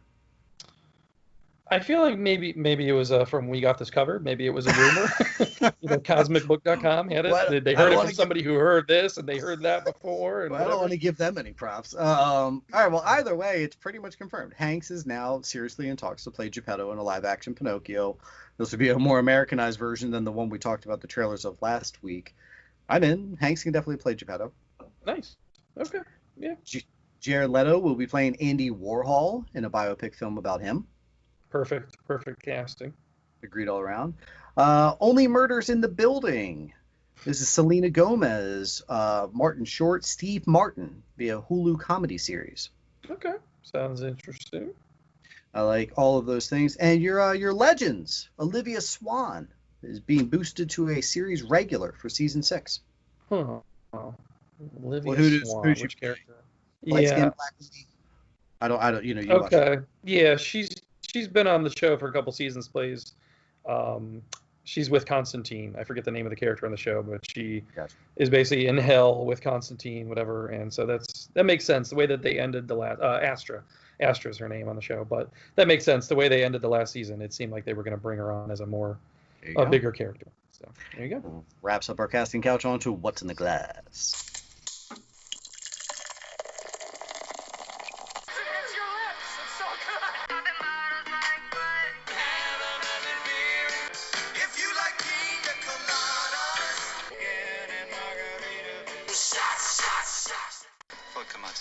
Shaken, not stirred. And now it's time to tell everyone what's in the glass. Oh yeah, okay, cool. I'm excited for what's in the glass this week because this is a local brewery to me that I have never had a chance to go visit yet. I've wanted to go visit them for the last couple of years. This is the Two Silos Brewing Company out in Manassas, and we had actually talked about doing a live event there because they have a really cool campus out there where it's their brewery. There's a bunch of other little restaurants, things like that, and then they do live music there. It's called Farm Brew Live is like the location, and they do a lot of cool stuff all in this one campus. It's like all these things together, so it's very cool. Wow. And we will get out there one of these days to do a show there, hopefully, and check it out. But yeah, their brewery is out there. I've never had their stuff yet, but now I can get it at my grocery store. They've started distributing cans and whatnot to my grocery store, so I was pumped to pick this up. It's called Mosaic Goat, and this is a double IPA, 8.5%. I love the big IPAs, and this is good, man. It just tasted nice and fresh and clean. It goes down easy. It's a good, admin week drinker. Yeah. Beautiful. Okay, you sold me right there. Yeah, Nice. it just has like a nice, tropical, citrusy kind of feel to it, like a good double IPA should. So I really enjoyed it. It's not reinventing the wheel or anything, but I think it's good, and I really look forward to going out there and visiting their location. And like I said, maybe that will have to be our location for the spring event that I was just talking about for our 4-year plus. Once we finally get to celebrate, we can go do another live event. We used to do a lot of those, so maybe it's time to bring it back. I like it. All right, very cool. We're going to take a quick breather and be right back for the third. I almost did it. I almost did this. You almost wrapped it up. Almost wrapped it up. Wrapped it. Just the third act.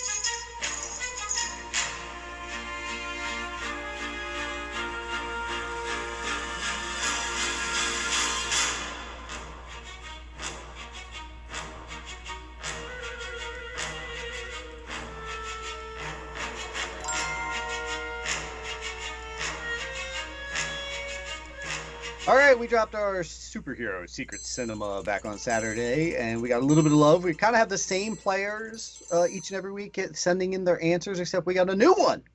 New one this week. This week, the answer, folks, to the superhero secret cinema was the film Spotlight. The characters involved were Batman, the Hulk, Sabretooth, Howard Stark, Dr. Manhattan, and Dr. Erskine. Figure that out, and you would have put it all together that they were in the film Spotlight. Bart, Sam, they of course threw in their answers. We love it. And Kevin, brand new listener, brand new follow on the Twitter. He threw in Spotlight. He jumped on it as well. So Kevin, welcome to Take Two Podcast. Thank you for jumping on there. And we had our first ever wrong answer. Ooh, yeah. Sorry, Cats. You were a little quick on that. But yeah. That's okay. I was surprised because these get out there so quick. I didn't even see that you posted it, and by the time I opened it up, I was like, oh, the answers are already there. Damn it. Like, I got spoiled before I got a chance to even read it. So Good job. I don't, like you said, Sam, Bart, all those guys getting on it so quickly. But yeah, I hope people are having fun with the superhero cinema. I think it's going good so far. Oh, thanks. Yeah. All right, let's jump into some Hollywood news. Now, hang on a second. We may have forgot something here. Our other host from the realm reached out this week and said, "Hey guys, I watched a great show. I binged it. I loved it. I want to get my review for it out there. I'm not going to wait for the realm." So he sent us a review of Wizards of Arcadia, the newest animated series on Netflix, produced by Guillermo del Toro. So I think this would be a good spot to drop in his little review of that. What do you think? Sounds great. Let's do it. All right, Roy, what do you think about Wizards of Arcadia? Tell us. Thank you very much, Tony and Brian. I am Roy from the realm of Take Two Podcast. It is great to be here on the 200th episode of Take Two Podcast. Allow me to congratulate us on such a milestone, but more importantly, the two of you for really kicking this show into a whole other gear with the extra episodes on Patreon, the introduction of Take-Two Universe on Facebook, and all the reviews that you guys do. Well done, gentlemen. Well done. All right, enough about compliments. Let's get to why I'm here. There was a new show that dropped this past weekend on Netflix called Wizards Tales of Arcadia. It is an amazing addition to an animated series that is a Realm favorite. It is the third installment into the Arcadia universe that was established by Guillermo del Toro back in October of 2016 when he first showed the 2 episodes of Troll Hunter at the New York Comic-Con. In 2018, del Toro added aliens to his universe with the series 3 Below, Tales of Arcadia. Now, he adds wizards to his universe with the newest series and what could be the final chapter into this wonderful world. Now, this series has an amazing voice cast already and adds even more to it. Some of the returning voice actors are Mark Hamill, Lena Headey, Lexi Madrino, Emil Hirsch, Charlie Saxton, Kelsey Grammer, and David Bradley. And then we add new voices as James Faulkner, John Rhys Davies, Colin O'Donoghue, and Alfred Milana. Now, this is a really good series and a great addition into the Arcadia universe. I was hoping we would eventually get back to see what happened to Jim and Claire and find out what they were doing in their quest, which happened at the end of Trolls Hunters. Now, the series begins with the events after 3 Below. Now, if you have not seen Troll Hunter or 3 Below, I would recommend watching at least the Troll Hunter series because much of the show's background relies on events that occurred during that series. Very little is pulled from 3 Below, so you'd be all right if you skipped the one about aliens. Now, as that said, we find out what happened to Jim's quest when he was with Merlin and how that leads into this series plot. Now, along with series favorites like Jim, Claire, Arg, Blinky, Steve, and Toby, we get introduced to some new characters that really add to this already strong list. The series introduces King Arthur, who needs really no introduction, but at this point, he's in the kingdom where he's been king for a while. He's kind of benevolent run is already past, and he's kind of on his last nerve with all the magical creatures in his kingdom.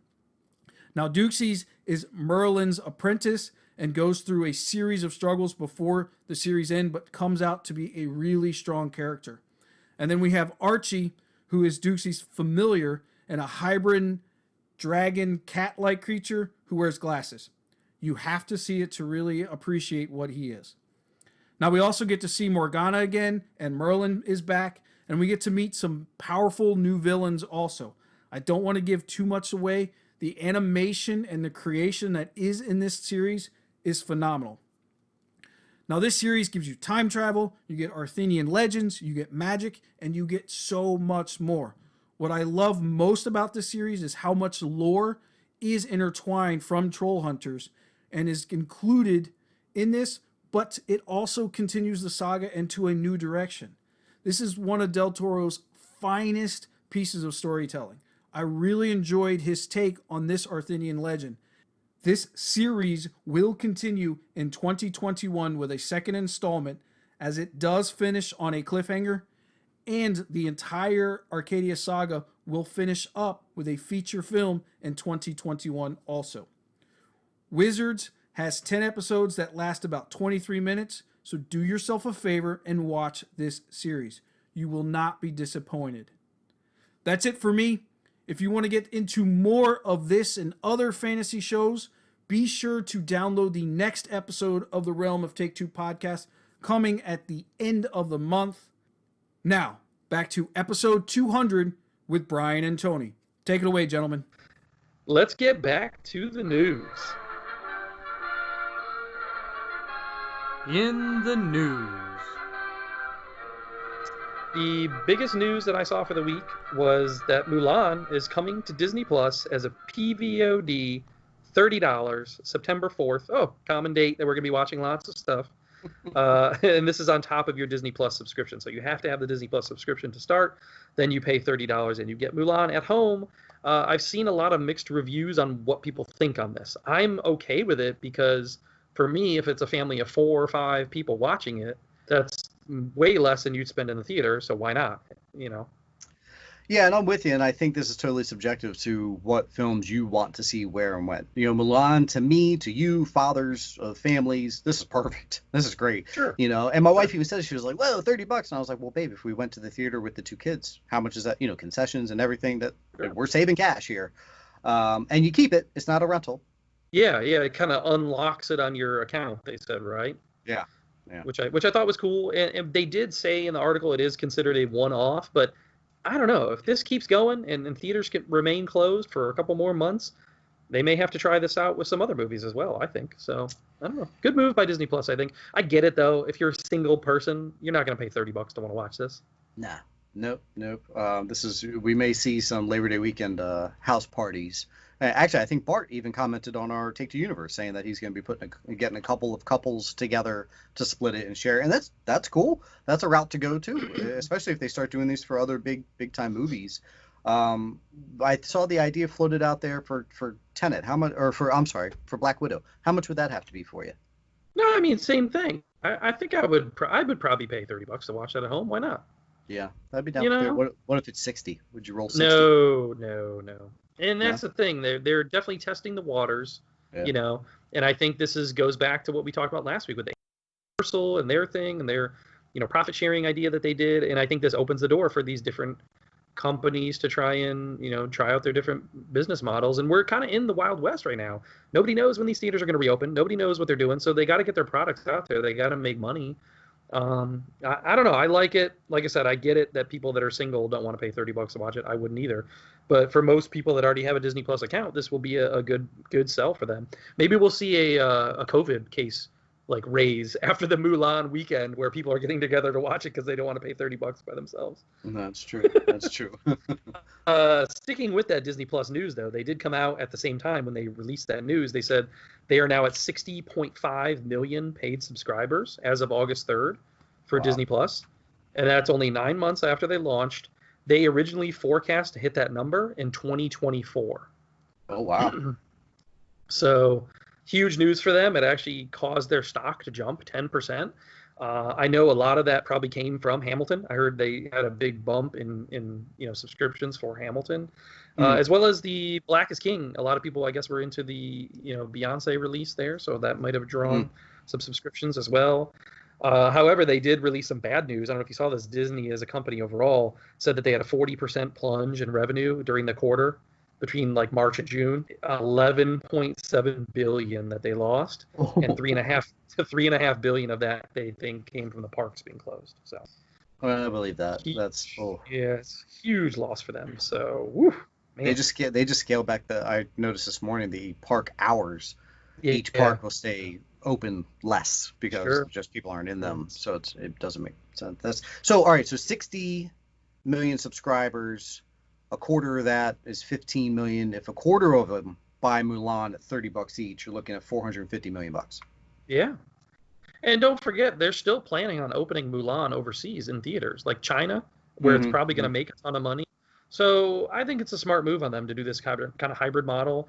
Going back to what we talked about last week with Tenet, they're going to kind of do the same thing with Tenet, like still release it in all the countries that are doing better, COVID-wise, they're able to do it. Yeah. So open it where you can, get your money where you can, and then, it is what it is. Got it. Okay. All right. Sticking with PVOD, we also got the news that Antebellum will be coming out September 18th on PVOD. I'm definitely going to check that one out. I was hyped to see that when I heard that was coming. Thank you, Antebellum, for waiting 2 weeks. I appreciate it. Yeah, there you go. So we hopefully will have a review of that then. All right, a couple other things. Madonna is reportedly working on a script with Diablo Cody. She posted a video on Instagram just on Saturday about this. Did you see that? What do you think? I did, and I don't know why I love this. I'm not sure. Just those names together, I was like, oh, this could be something fun. Well, it's interesting to have Madonna return to film. I would like to see her be in something again, because her directorial stuff that she's done on the side hasn't really been well received. I think 5 or 6 years ago, she made a movie that was like a historical thing, whatever, and she wasn't in it, but she directed it, and it just didn't really do well, And really, the last couple albums she's put out haven't really done great either. So it's like maybe she needs to shift back and do this because she was a decent actress back in the day. She made a couple decent movies, so I'm excited. Sure. Did you see Simon Cowell broke his back this weekend? On a bike? Yeah, he was testing out an e-bike. The little electronic bikes fell off and broke his back. That's a pretty hard fall, man. Yeah. How do you fall from a bike and break your back? Yeah, so he was getting surgery on that Saturday. Hopefully he recovers. I don't know. I thought that was just interesting. Yeah. A little bit of local news, just for our local fans. AwesomeCon officially has been canceled, so they will be back in May, which is like when they usually have AwesomeCon. They were trying to hold off hope and do it in December this year, but just not going to work, so they're canceling it. I saw the first thing was like, we're moving to May. And that was my thought. I was like, well, that's your normal. You're just canceling this year. It's just exactly. You're not doing. Now, did you say BaltimoreCon still hasn't canceled though for October? I haven't seen either way. So I know it's funny. I know the Baltimore race weekend, which is normally around the same time, they went virtual. So it's got to be, BaltimoreCon's got to be right behind them. Interesting. That's interesting if they haven't canceled yet, but I think it's a good move by AwesomeCon and getting out there early enough. Sure. I feel like we talked about this before, and I don't know if it was just rumory, but we're officially getting a Dirty Dancing sequel with Jennifer Grey 33 years later. Really interesting. Yeah, I feel like maybe that came up before as like a rumor or something. I don't know, but I'm actually kind of excited. Although, what do you do without Swayze? Like, or is it just focused on like her kid now? Like, does baby have a baby? It didn't click right away when you said it, and then it did. I got it. Obviously it'd have to go that route of some degree. They're mourning his death or something, and now she took over the camp, and now she's the dance instructor. Yeah, maybe. Who knows? It could be interesting. I like Jennifer Grey, and I like Dirty Dancing. I'm definitely a Dirty Dancing apologist, so I'm kind of pumped for this. BaltimoreCon, October 23rd through 25th, still on. Tickets are available now. Frank Miller will be there. Wow. Okay. Brian Michael Bendis will be there too. This is an easy bet to make. It's not happening. No, I don't think so either. I'm just shocked that they still haven't announced. So. Yeah. All right, Darren Aronofsky. This might be good news for you. Darren Aronofsky is making a film about corrupt lifeguards, and this is based on a New York Times article called "Boss at the Beach." And apparently this was kind of an expose of these like New York lifeguards. Apparently there's like one guy that kind of oversees the whole core of these lifeguards. And it sounds almost like Wolf of Wall Street, where they're having like cocaine parties and lifeguards are going to work drunk and all this stuff. And it was all in this New York Times article, Boss of the Beach. So Darren Aronofsky is adapting it already after a big, it was only, I think the article's only been out for about 5 weeks, they said. And there was just like a bidding war over the rights to it. So he's going to do it. I'm in. I figured you would be. I figured you'd be ready for that. Wow. Good night, everybody. That's our show. Good job. All right. Daniel Day Kim, you may remember him from Lost, or he was in the Hawaii Five-0 series. He started up a fundraiser for James Hong to get a star on the Hollywood Walk of Fame. I think I read this cost like $55,000 only to do this, just to pay for like the design and the maintenance and all that and installation of it, whatever. So, but James Hong, if that name doesn't ring a bell, he has over 600 credits on IMDb, and he has been working for 50 years in Hollywood. He is currently 91 years old. I remember him from, he does voices a lot, Kung Fu Panda, Mulan. You probably remember him from Seinfeld. He was in one episode of Seinfeld, the Chinese restaurant. Was he the host? He's in what was Big Trouble in Little China. He's been in a lot of stuff. Wayne's World 2. Doesn't he have like a fight? Yeah. He was the dad. Yeah. Even going back to like Blade Runner, he had kind of a memorable role there. So the guy's been working in Hollywood forever and just done tons of roles. And Daniel Day Kim cites him as just he's continually worked for 50 plus years as an Asian American actor, and he's a huge proponent for them being successful, that culture being successful in Hollywood. So he thinks he deserves the Hollywood Walk of Fame. So good on him. I think that's cool. And this is actually, he's believed to have the most credits of any actor alive or dead. I fully support it. If we had any money in the account, I'd say we could chip in too. Patreon subscribers, hook us up, man. Yeah, there you send go. it that way. I'm all about that. Yeah. Yeah, let's get James Hong his star. I'm all for this. Sure. We will. I just hope it happens before he dies. The guy's 91. Like, let's do it. That's true. 900 plus credits. We will not be doing a spotlight on him. No, definitely not. It's a little lengthy. Yep. All right.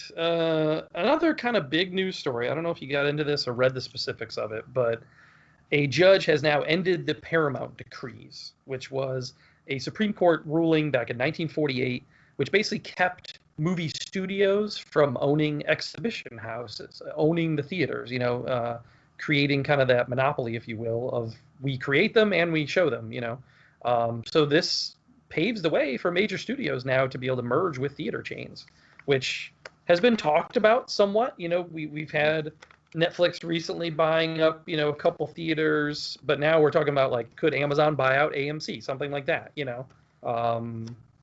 could be interesting going forward. Now, in his argument for this case, he said, basically we already have antitrust laws and things like that, and that protects from these mergers, so that would just be the way to hear this and to prevent it from happening. If it is really going to be detrimental to the business, we don't need this other decree saying it's illegal. Like, that's how we'll figure it out, But within this decision, it also stops block booking and circuit dealing, which that may kind of be the death knell for independent theaters. Those few that are out there that aren't part of the big chains, are they going to be able to survive if we don't have those rules anymore? Where certain theaters get them for certain times and certain movies, and they're kind of sold different ways to these distributors. And if that ends that may not be good for those smaller theaters. So what do you think?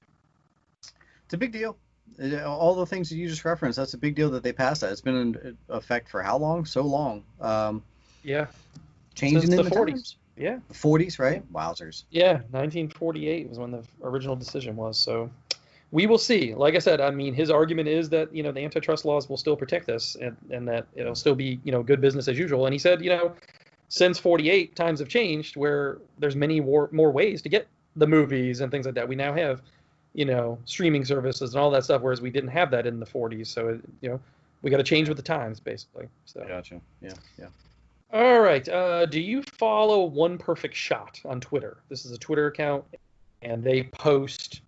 I've been following them for a while. I don't really look at Twitter that much, but they post, big shots from movies and how impressive they are. It's a really good follow, actually. Kind of cool for film lovers. Apparently, Ava DuVernay is going to make a HBO Max series in, collaboration with this account, this Twitter account, and inspired by it, where they're going to have each episode of this series talking about a shot, and you're going to have a director come on there and break it down and tell how they were able to do it. And I think that's kind of cool. What do you think? That sounds so cinephile nerdy. I'm in right now. Let's do it. It does, but it's so funny that it was like inspired by a Twitter account. Like, how cool is that? Well, this is the life we live right now. That's awesome. I'm in. That sounds cool. And DuVernay's a great director, so I'm sure she'll do a good job. Yeah. We're getting a Knight Rider movie, buddy. What do you think about that? A movie to the theaters? It says James Wan is going to be producing it, so I'm assuming it'll be theatrical. Wowzers. Okay. Yeah, interesting. John Wick 5 has been confirmed to be filming back-to-back with Part 4. So that's the best part of it. I like that they're filming them together. Yeah, I thought that was smart, too. So, a little Alyssa Milano news. She came out this week and talked about her COVID battle. Last week we highlighted some celebrities that had a battle with COVID. She basically said she thought she was dying. And I'll get to the reason she was being interviewed in a minute, but she listed it as, I think this happened back in April, she said. Yeah. And she lived with vertigo. She felt like she had an elephant on her chest, couldn't breathe, couldn't keep food down, lost weight, had a low-grade fever, felt confused, headaches, all these different symptoms.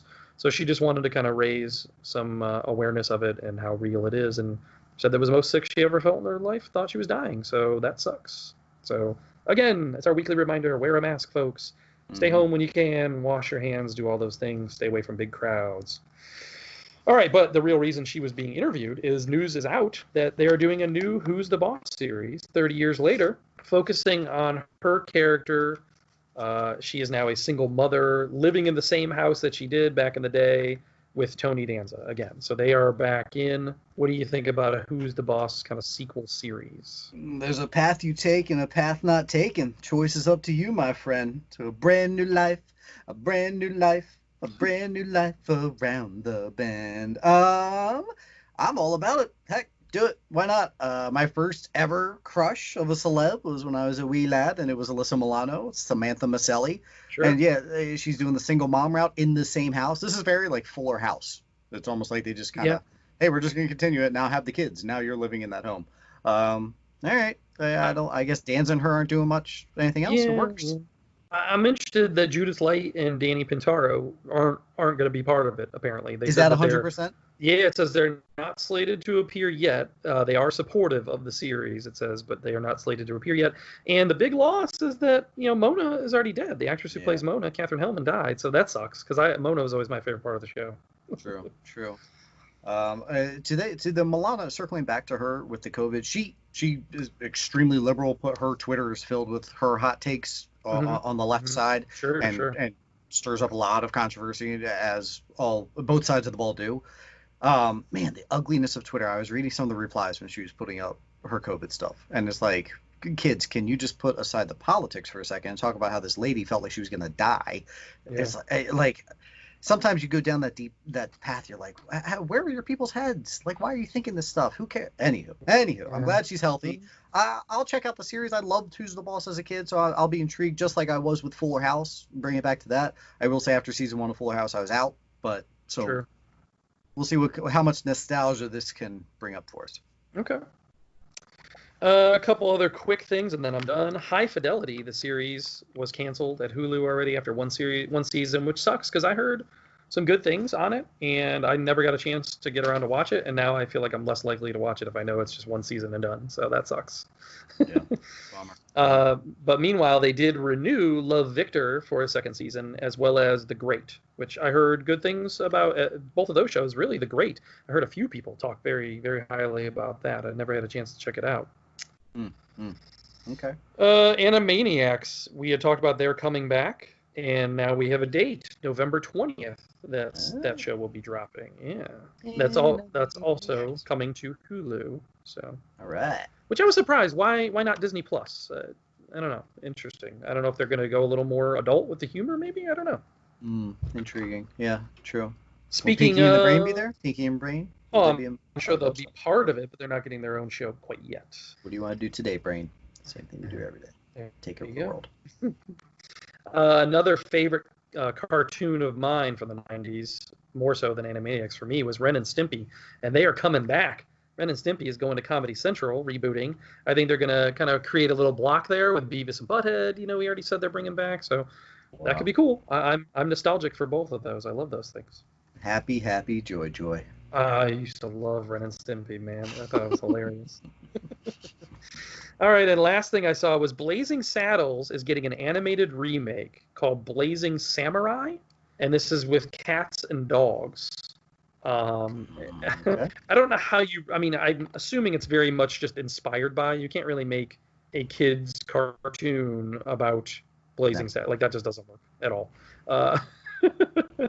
But it's gonna be directed by Rob Minkoff, who did Lion King, so it's got some pedigree there. And then the voice cast includes Michael Cera, Sam Jackson, Ricky Gervais, George Takei, Digimon Hansu, Michelle Yeoh, and Mel Brooks. Mel Brooks is involved. So I don't know. Sounds kind of interesting. We'll see. I'm intrigued. Like you said, many times there's that conversation of like films that couldn't get made today due to the PC nature of what have you. And Blazing Saddles is like high on that list of like. Oh yeah. Pretty much any Mel Brooks comedy for the most part can't get made today because of the style of humor. So intriguing, especially since he's involved. That's a loaded cast. Yeah. That's it though. That's all I had for my news. You got anything else? One thing that I swear we talked about a long time ago, but I guess it's official, is the A League of Their Own series is coming to Amazon. That's a done deal. They said they're going to lean heavy and they're going to modernize it. So you and I kind of joked when we saw each other, like, it takes place in the 30s. How are we modernizing? But it's more so they're going to talk about the sexuality and women in the workplace, and then minorities and things like that. So that's going to come to Amazon, that series. Looking forward to it. Yeah. Number 2, this is something I'm actually not down with, and that is that Eurovision is coming to America. Huh. I feel like what makes it great is that it's not Americanized. Like, leave it over there. And we kind of have enough song competition shows as it is, don't we? Yeah, we do. Yeah. So that's weird. Did you see that the current Norwegian contestant for Eurovision did a version of Ya Ya Ding Dong on his YouTube? Yeah. Oh, really? Apparently, begrudgingly. I guess a lot of people were asking him to do it, play Ya Ya Ding Dong, in the movie, and he didn't want to do it. Yeah, he didn't want to do it, so he finally did. He said, "I'm going to do this once. This is the one time I'm doing it. I'm recording it. It's on YouTube, and that's it. I will never perform it again," he said. Well, good for him. Last thing, very finger on the pulsey, but also speaks to the bad kind of in Hollywood, but also kind of the good. Ellen Pompeo of Grey's Anatomy fame released that she would have quit after season 6 when her OG contract was up had she been younger. But she realized her age at that point, the difficulty of gaining another role or gaining big time movie success from there on would have been hard.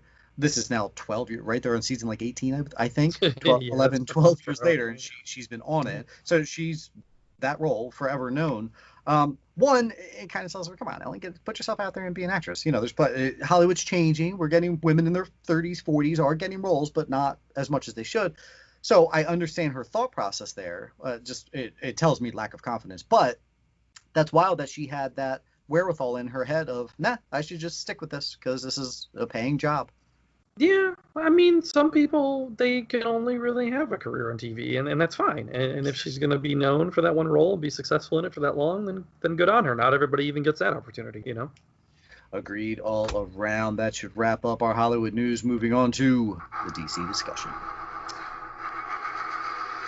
And now we discuss DC.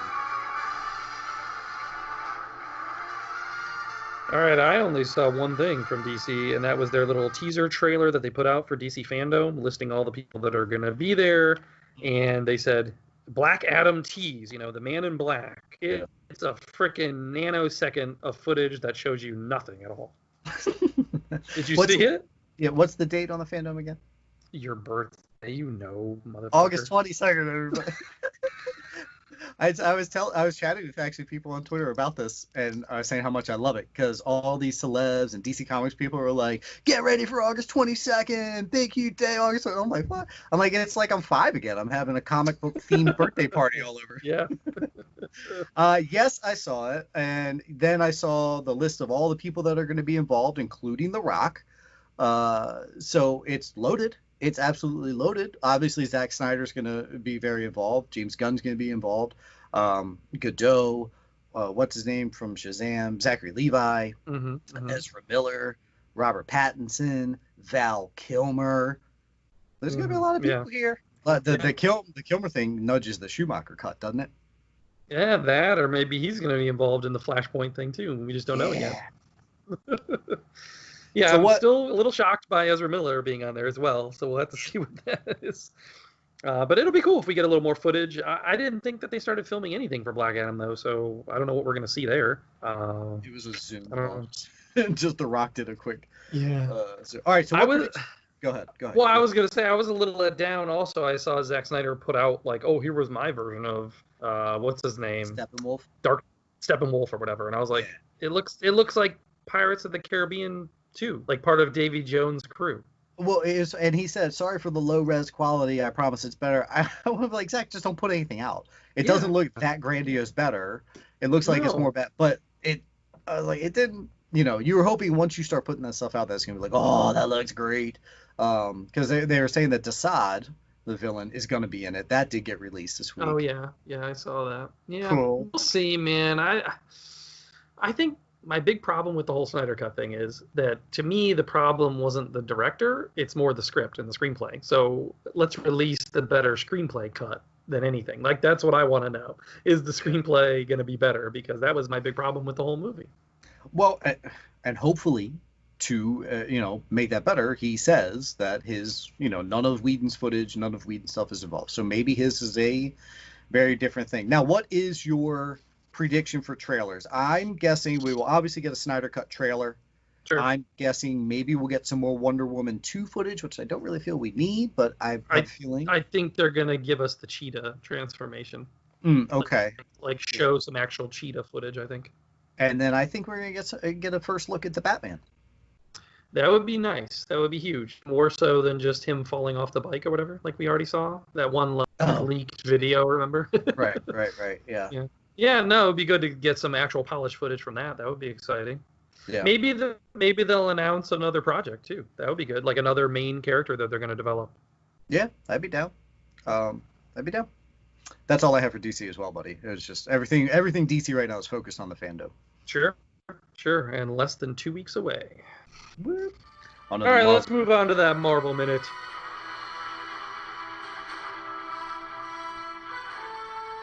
And now, your Marvel Minute. The big news of Marvel this week was Nia DaCosta has been announced as the director for Captain Marvel 2. And I got to say, I was not familiar with any of her work. I knew she was directing the Candyman remake that's supposed to be coming out. So I went back and watched a movie she made called Little Woods a couple years ago with Tessa Thompson and Lily James. It was actually a really nice little indie film. I liked it. So, but I think they picked her to be the director because of her ability to work these female perspectives and relationships so well in such a unique way. I think Little Woods did a great job with that, and I'm interested to see Brie Larson and Lashana Lynch seeing their relationship grow in Captain Marvel 2, and maybe, who knows, we'll introduce Miss Marvel as well. So that'd be cool. Yeah, I'm down. I was reading with that Brie Larson's mildly concerned of how Marvel has so many cameos going into their films. Mm-hmm. So a little concerned that maybe they'll throw in too many big names to kind of crowd it up a little bit, a la Spider-Man Homecoming when Iron Man kind of overshadowed to a degree. True.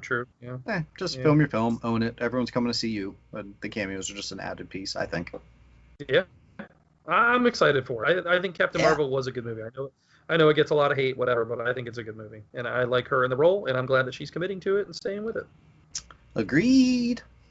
Did you have anything else in the world of Marvel? The only thing I have is that there is traction on that Alison Brie playing She-Hulk. Yeah, I saw this too.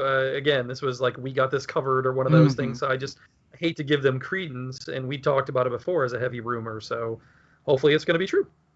Yeah, I love Brie. Again, my one seed is Gina Carano for that role, but Alison Brie is a phenomenal actress, so I don't doubt that she will do a good job. But we'll see once it's official. That, and she got in pretty good shape already for Glow and has continued to be in that show and maintain her level of fitness. I mean, obviously they're going to do it as mocap. Ruffalo isn't that large. No one's going to be that large to be a Hulk type character. Well, yeah. So I guess it really doesn't matter. You want a good actress more than anything, and hope that they get deeper into the psyche of the role. And we saw her do that with what was it, Horse Shop or whatever the hell. Horse Girl. That's true. Yeah. I saw a great interview with Ruffalo. He was on Kimmel or something, I forget. And he went to his kids, like, bring your dad to school day in, like, kindergarten. And his kid blabbed, like, my dad's the Hulk. And, like, the other kid looked at him and was like, can you turn into the Hulk? And, and before Ruffalo could, like, respond or come up with something clever to say, like, his son was like, he can. And then the kid, like, looked at him in horrified fear, like, no, don't do it. Don't turn into the Hulk here. The teacher had to, like, calm the kids down. Oh, my gosh. Jeez, that's freaking great. I'm sure he had a little talk with his son afterwards. Okay, Daddy's job is action. All right, on to going forward.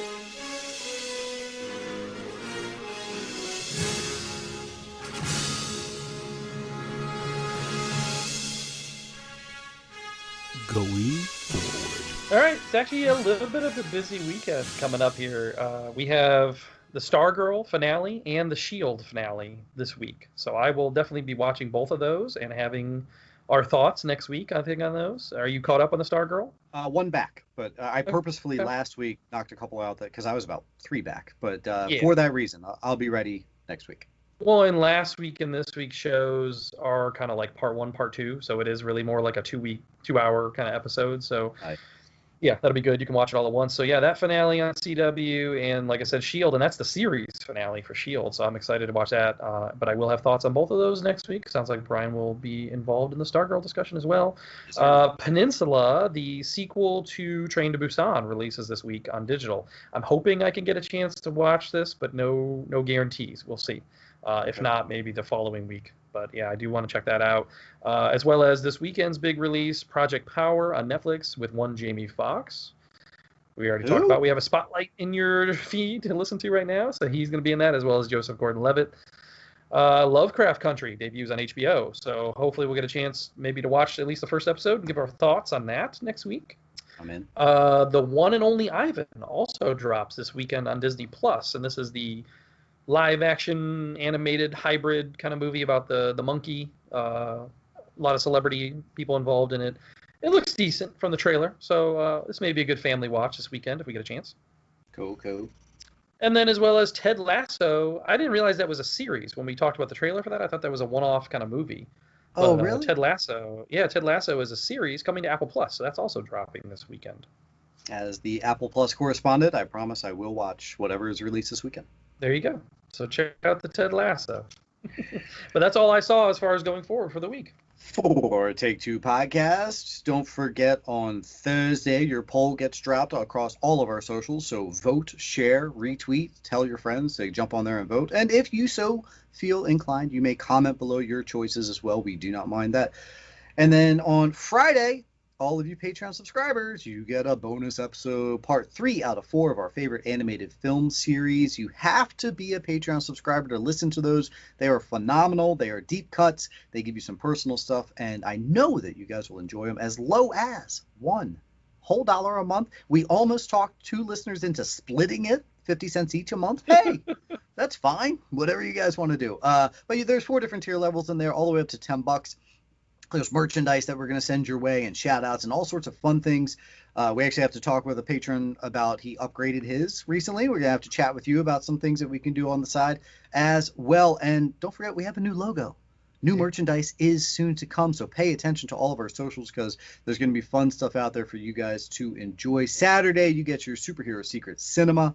That comes out. Don't forget to try and guess and get those guesses in quick, because you might get beat to the punch. If you side text us, DM us, all that works as well. And we'd love to hear from you guys there. And I vow to you here, Tony, that now that we are through 200 episodes, I'm going to get the YouTube page back up and running. Let's get that running to give folks another avenue to listen to watch, and we'll get some, more than just our show. Get some reviews and fun things on there as well. We hope you guys enjoy the new logo. Check our socials right now. It's out there, and you can comment if you guys like it, if you liked one of the older ones, and whatever, all that kind of fun stuff. Yeah, please do reach out. Let us know whether you like it or not. Like I said, I will be updating the merch site very soon, so look for that announcement and go buy some new stuff and show everybody out there that you support our show, as well as new stickers. Then I'm going to order some new stickers, so our Patreon subscribers, you guys will be getting another round of stickers once those come in, so look for that. As well as, maybe I didn't talk to you about this, but maybe we should kind of factor that in with our Superhero Cinema, reward some of our people that have been, getting on those answers right away. Maybe we'll start sending them some stickers. So your Barts, your Sams, your, people that are always in there every week, maybe they'll get some stickers there for being so interactive and helping us out every week. Yeah, I like it. If it gets enough legs, maybe we can even, it drops at an exact time every Saturday. So be ready to send in your message. So you're the first one to, maybe we can get that wrap, but we need the interaction first. So jump on them, guys. Sure. For episode 200. That's a wrap, everybody. Have a good night. One more year to go.